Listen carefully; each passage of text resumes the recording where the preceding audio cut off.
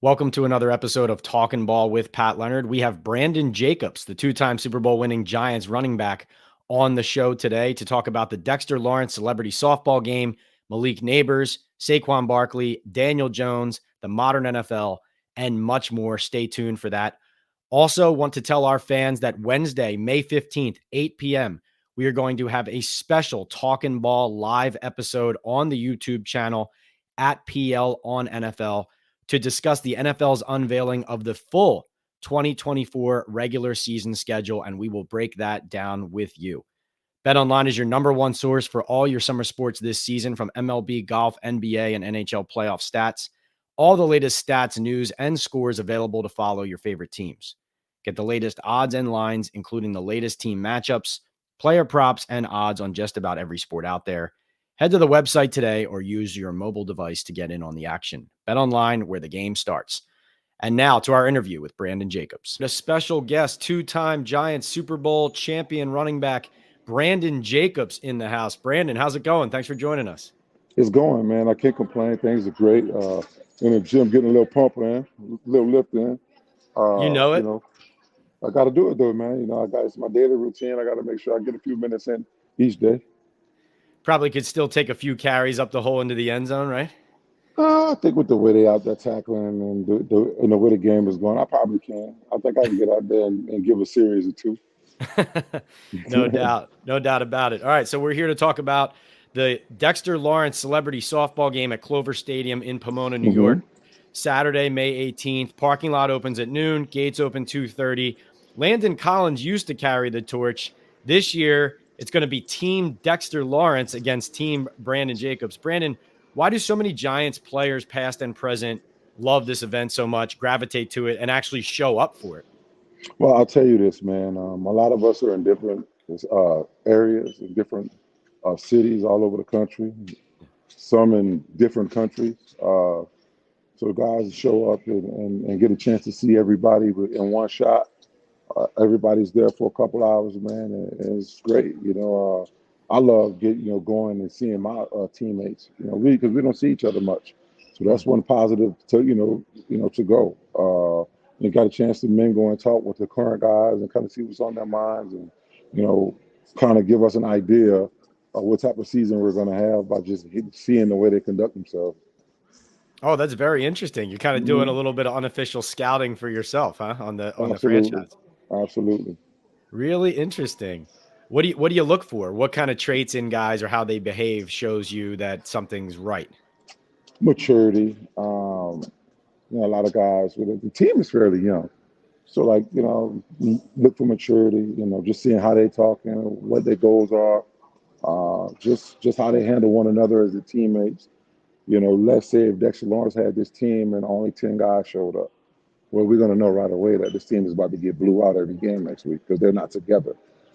So they don't support one another. So that's one thing right there that we're going to see. I don't know how many guys Dexter has, but I'm thinking he should have a good bit of them.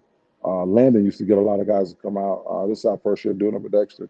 So, just seeing just how they support one another. Good insight there. And I was talking to Joe Ruback, a license plate guy who puts in a ton of hard work for this event, this charity event. I know in the past it's raised north of $40,000 or so, different years. Is it true you guys could be pushing past the 50K mark in this one? I hear there's a lot of support coming in. Yeah, there's a lot of support coming in. Just given the fact that we hadn't done it in 5 years, since COVID. It's people want to donate. People want to help out. People want to, do a whole lot, and I appreciate everyone that donated, that helped us financially, that just help us get this thing done. It's not a cheap thing to be able to get. The field wasn't cheap. A lot of these things aren't cheap. Hotel for everybody, everybody come in and we paid for their hotel.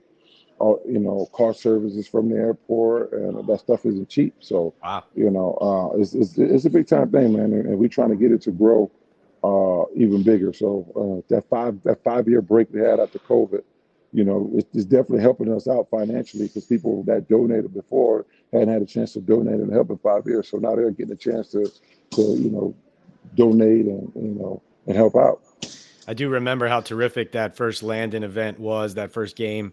And I agree with you. I think people are so eager now to get out with other people, enjoy themselves, spend time with something they're passionate about. So, Hmm. and you guys are doing a great job with it. I'll be out there. I'm looking forward to it. Can't wait. For everybody who's not aware already, go to sexydexygame.com. So it's going to be dodgeball, home run derby, softball game. You can buy merchandise on there as well. 100% of the sales will be donated to St. Christopher's Incorporated. It's a nonprofit in Westchester and Orange counties. Their mission for over 140 years has been to service adolescents with special needs and unlock their potential. Brandon, I have a few other Giants and NFL questions for you since we have you. Really value your insight, obviously, as a Giants legend. They're celebrating the Giants organization, their 100th anniversary Hmm. this season, and actually coincides with very recently they announced the hiring of your former right guard, Chris Snee, as a senior scout. I was wondering, as a former teammate, what will make Chris great at that role? And then is it important as a former player yourself and a Giants legend to see guys like Chris back inside the organization, supporting it and trying to kind of continue the legacy and the tradition? It's great, and I know Chris is going to be great at that. And I know from this year going forward, what we will not have problems with is the offensive line. And I say that because Chris knows what he's looking for. He knows how he is. He knows what he had to be for us to win. He knew the other four guys up there and what they had to do for us to win. He knew the guys around him. He knew their mentalities. He knew how they thought. They thought process. And so he's going to do a fantastic job at getting in talent, evaluating right talent for us to try to get back up to where the Giants once were. No, that's something music to Giants fans' ears there, hearing that you believe that this will help fix those O-line problems. That actually connects to something I wanted to ask you about, Brandon, as a hard-nosed player yourself. Something the Giants, I feel like, personally need to get back to, which they haven't done consistently in a long time, is push people around. Hmm. And, I'm wondering from your standpoint, having done it yourself and been a part of a group that did it and had that kind of identity, how can a team develop that identity again? Like, is it purely about player acquisition and what type of guys and mindset you bring in? Or do you think that you can coach and teach that out on the field depending on how your program is run? You can't coach. You can't coach that type of mentality. I'll tell you that now. It's just like a key. It's just like a guy being big and fast. You can't coach that, right? Hmm. And you cannot coach mentality. That like that's a mentality. You either have it or you don't. And simply, you know, each one of our guys had that mentality from the offensive line to the defensive line. We was gonna push you around, we was gonna beat you up, like we was gonna bully you. Even when we lost the battle, we coming back up to try to bully you again. It's a mentality that you have to have. And I'm not saying that they don't have that mentality, but it's not something you can coach.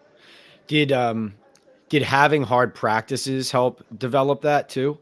I know, like in the modern NFL, I feel like there's limited time to do that. And then when teams practice, and I'm not just talking about the Giants here, they're one of the teams that does this, but I feel like a lot of these teams try to get guys healthy through training camp, rest days, walkthroughs when there should be practices, whatever it is.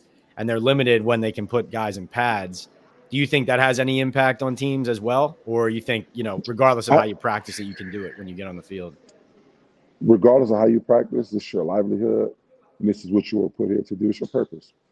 Hmm. However, preparation does play a part in it. For us, our first day in pads, in training camp, we stretched and we went to goal line right away, live. Let's go. I love And it. we did it. And we jumped in there. I didn't even know. Well, I didn't even know I was a goal line back. I didn't even know I was a goal line back at the time. Goal line, get in there, Jacobs. I'm like, huh?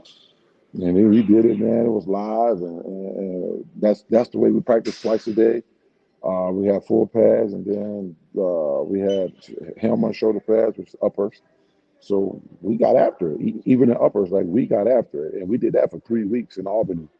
So we got after it big time. So I don't know if that instilled like toughness into us because when we were hurt during those practices, we practiced, right? So when we were hurt during the game, we played. And I don't know if that plays a part in it, but like Coach Coughlin he was just different. I love him to death. He was just different. Interesting. You were such a hard runner. Um, I was just personally wondering, like, did defenders ever complain outwardly about having to try to tackle you during games? Well, we changed practice on account of that because like my teammates, they weren't, and I just learned this from Kiwanuka the other day. They really could, like, we got to tackle him at practice, and we going full speed, and that's just not something that we care to do every day, you know. They And went to the stuff like coaches and said that? that. Did they go to Yeah. Coughlin and say that? I don't know who went to where, but Kiwi brought that up. It was like so funny. I saw him say that. Um, but guys, but like guys in the game, I know when they was afraid, they would come up to me before the game and say, "Man, you a big ass running back. You a big ass back." So I knew right then that they didn't really want any parts of me like that. So man, I knew they was gonna try their best because that's their job, and it goes on film. So I knew they was gonna do their best. But I used to hear all the time from certain guys, from top guys, what we talk about, like guys who everyone looks up to, you know, Wow. man, you a big ass running back, man. We got to hit your ass for 4 quarters, man. Damn. I Wow, was man. you're kind of answering my second part of the question was like when you get the ball and turn downhill, would you ever look for guys' eyes? Like, could you see it in a guy's eyes? Like, oh, he's not ready for this, right? Like, could you look in the hole and let's see a linebacker coming down and just see like that he wasn't all the way in? Well, no, because I'm reading body language and where they're leaning to, or where they are balanced at, see if I can get them, make a miss or run them over, like make a decision. But I looked at their eyes pre-snap. So when we there and Eli's hand the cadence, I'm looking into their eyes. And some of them are wide-eyed and like don't know what's gonna happen, or man, so I saw a lot of reactions before the ball was snapped. Interesting, interesting. I love that from Kiwanuka. That's so funny. So a question about the league rules right now from a player who played like you did. Now the NFL fines and penalizes running backs for lowering their helmet. Now they've banned the hip drop tackle on defense. Obviously, some offensive players are glad about that. But in general, a lot of players seem frustrated about how governed the way that you can hit and contact an opponent is at this point in the stage of the game. Do you think that banning the hip drop tackle, for example, changes football into something it's not? Or do you like that because it's not necessary and it does protect offensive players? Pat, I don't even know what a hip drop tackle is. What's that? I It's don't know what it essentially, is. essentially, it's a technique where instead of a guy taking you on head on, he's wrapping you up around your hips and dropping to the ground and pulling you straight down. So for these offensive players, it's a dangerous play for, let's say, a running back or a receiver because you're pulling their legs down or outside in a direction that they aren't naturally going to go, where it's not like a standard, one-on-one kind of collision. So it's resulted in some key major injuries. But for defenders, they feel like, okay, we can't hit a guy up here. We can't hit a guy below his knees. Now we can't hip drop tackle. What are we allowed to do? So there's just a lot of debate about whether there's too many rules about that or not. But Absolutely. I'm gonna say it's too many rules because first you're trying to defend the brain and concussions, right? You started there. Now you're trying to keep the ACLs and the hips and the Achilles, and now you're trying to defend all of that. Just go play flag. Just make it flag football. Just be done with all the helmet, all the shoulder pads. Just make it flag football. I'm sure people will still watch because everybody would be playing flag football. There wouldn't be nowhere that they can go to be like, I'm going to watch this league instead. Everybody would be playing flag football, and that's it. Like, you can't do anything. Defensive players can't grab you around the waist and roll and tackle you. They got the horse collar because of guys right. breaking another guy's legs. You can't go head to head. You can't block a defenseless guy. Like, it's so much, man. The NFL is just going too far, and I don't know Yeah. what else to say. Yeah, no, I think it would be tough as a player to play as fast sometimes in certain situations because you got to memorize all these different ways you're not allowed to react Hmm. physically in the moment at high speeds. It seems unnatural. I'm all for player safety, but it does seem unnatural. A couple more and I, then I'll get you out of here. I know I'd you're be busy. broke. I would be broke if I played today. You would just have like your financial advisor be like, Brandon, we're just gonna take a little portion of every check and put it in the fine bin, right? Yeah, it's just how I play the game. Right. Yeah, no, exactly. That's why Giants fans love you so much. A couple more, then we'll get you out of here. What was your reaction to Saquon signing with the Eagles? Well, my reaction to Saquon signing with the Eagles, number one, I loved it, and for many different reasons. The guy gave the Giants a lot from the time he was drafted. I know he had some years where he was hurt, but nonetheless, he still delivered when he needed to. Um, Came in, he got that 1 year deal last year from the Giants. He did everything they asked him to do. He wanted to be in New York. He wanted to play with the Giants. He didn't want to leave. That's just what it is. So he ended up getting, have an opportunity to go get $12.5 million from our rival right down the street. I mean, it sucks, but I'm happy for him. I'm Yeah. absolutely happy for him because he deserved to make every dollar he can possibly make because he's putting in hard work and dedication in to be able to do that. He's a guy who's a fan favorite, not only the Giants fan, but it's other fans of other teams that absolutely love Saquon Barkley. So the guy's a really big name and again a fan favorite. So I think he deserved that 12.5 he's getting, and I'm happy for him. I completely agree. Do you think from a Giants perspective, because like you said, they brought him back the first year, but then this second time, they didn't even make him an offer before he ended up signing in Philadelphia.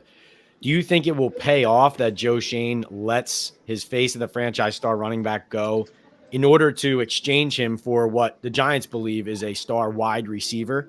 Like, do you think that would be a good switchover from a Saquon type threat to a Malik Nabers type threat, or do you have some reservations about that plan?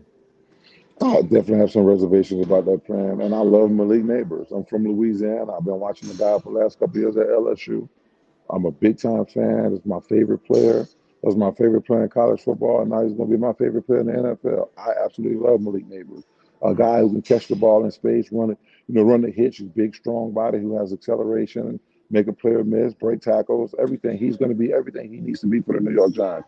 However, you cannot compare him to a guy like Saquon Barkley who's done it, who's put up yards and who's really productive, when healthy. I don't think that's an even change. I think there's going to be a year or two before Malik Nabers can because you got to get it. Saquon Barkley's touching the ball 15, 20 times a game. So right along with that, he's going to have more of an impact on the game than the wide receiver who can potentially catch the ball 4 or 5 times a game.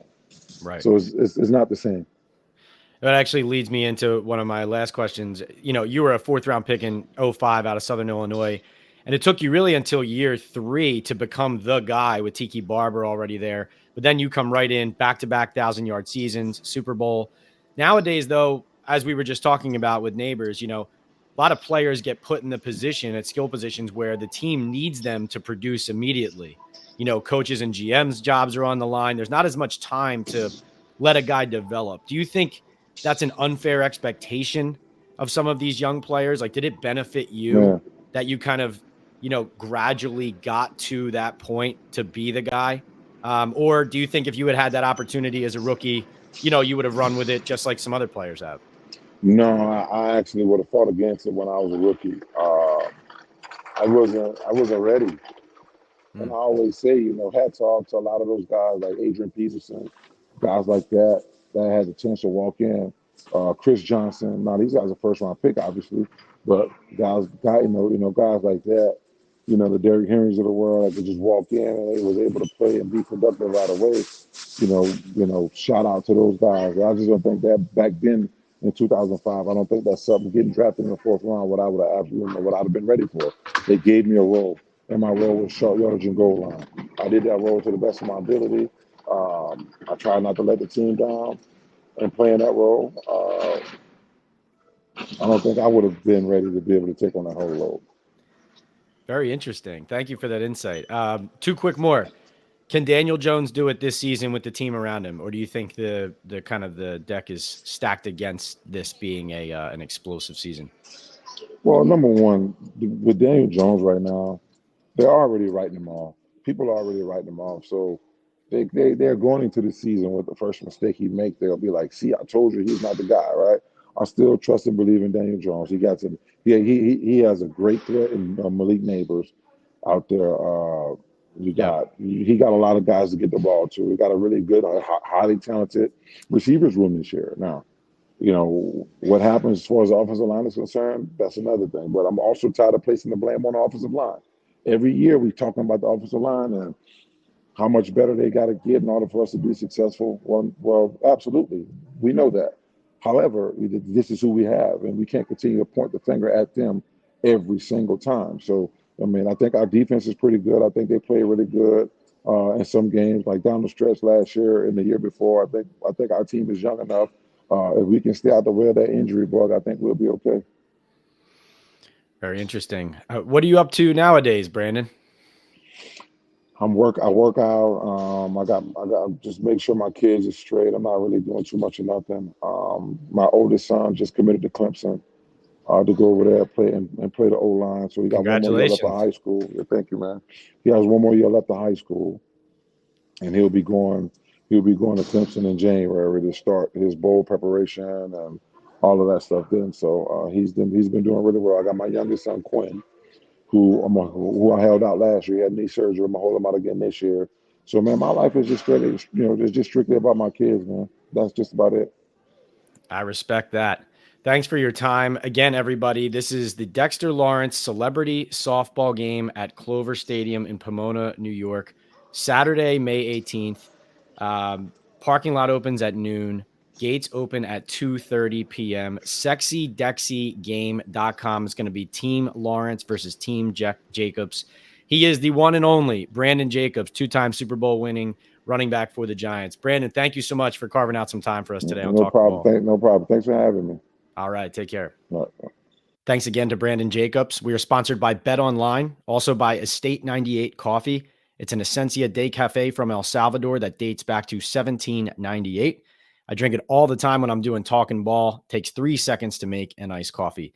Thanks again for being here. We will see you next on Talking Ball Live, Wednesday, May 15th, 8 p.m. to discuss the Giants' 2024 schedule release.